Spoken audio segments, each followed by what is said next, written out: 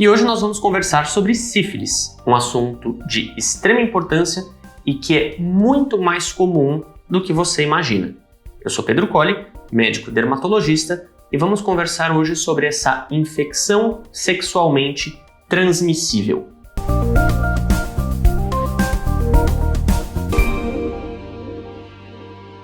A sífilis é uma doença provocada por uma bactéria chamada Treponema pallidum.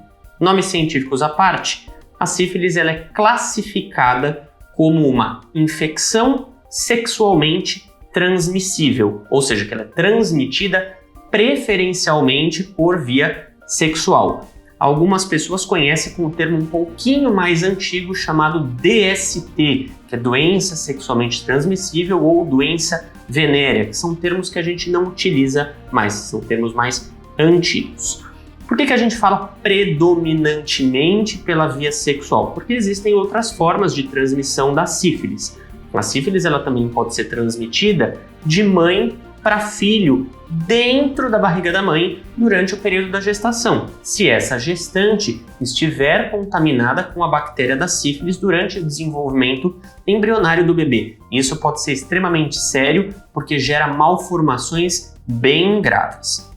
Tirando essa questão gestacional à parte, falando na questão da população geral, a sífilis ela é muito peculiar porque a sífilis ela é uma doença extremamente indolor. Ela possui vários estágios evolutivos, desde o momento lá da sua infecção até o desenvolvimento de estágios mais tardios. Quando a pessoa se contamina, principalmente durante a prática do sexo desprotegido, ou seja, sem o uso de preservativo, no local da infecção onde essa bactéria penetra, forma uma feridinha, que a gente chama de cancro, que é uma feridinha indolor de bordas meio endurecidas normalmente, localizado ou na região do pênis ou na região dos lábios da vagina. Existem outros locais que também podem ocorrer essa inoculação, como o colo do útero, cavidade oral, outras áreas do corpo. E qual que é o grande X da questão? Ela não dói.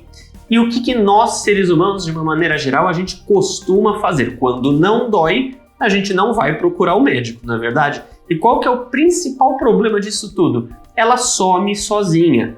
E aí a gente olha e fala assim, era só uma feridinha, não doía, sumiu sozinha e deixa por isso mesmo. Aí que está o grande erro, porque daí a bactéria ela sai daquele local e ela vai para o resto do organismo, podendo ter manifestações bastante graves. A sífilis, dependendo da quantidade de tempo que o paciente possui essa bactéria no seu organismo, ele vai desenvolvendo manifestações clínicas diferentes. Podem ser manchas no corpo, podem ser feridas pelo corpo, feridas na cavidade oral, pode cursar com queda de cabelo, pois é, queda de cabelo também é uma manifestação da sífilis, que a gente chama de sífilis secundária, podendo até ter manifestações extremamente graves, como lesões no sistema nervoso central, como o cérebro, e um dos principais e mais graves, alterações cardíacas, principalmente naquele grande vaso sanguíneo que sai do coração, que é a aorta, artéria aorta. E aí, o paciente pode vir a óbito, pode morrer por conta dessas alterações da sífilis.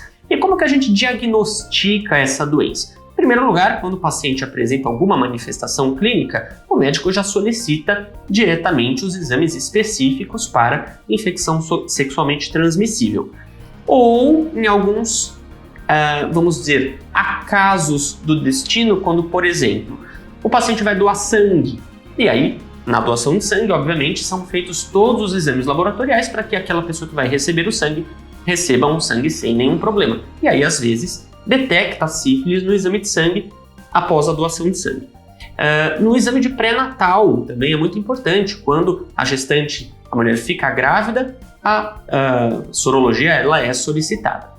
Importante, sífilis tem tratamento, existem tratamentos específicos para sífilis, são tratamentos até que relativamente simples, mas o mais importante é que você se proteja. Toda prática sexual tem que ser com o uso do preservativo. Por quê? É uma doença que a gente não enxerga, é uma doença que a gente não vê. E principalmente quando uma infecção sexualmente transmissível existe a possibilidade de ocorrer, ela pode trazer junto outras infecções sexualmente transmissíveis. Você também tem a probabilidade de desenvolver hepatite, HIV, hepatite B, hepatite C, entre outras doenças graves. Se você tem alguma dúvida, se você tem algum histórico de uma prática sexual não protegida, ou se você está em dúvida com relação à sua saúde, procure o médico dermatologista, que eu vou te orientar, nós vamos te orientar. Eu fico à disposição, não deixe de curtir e compartilhar os nossos vídeos, e até a próxima.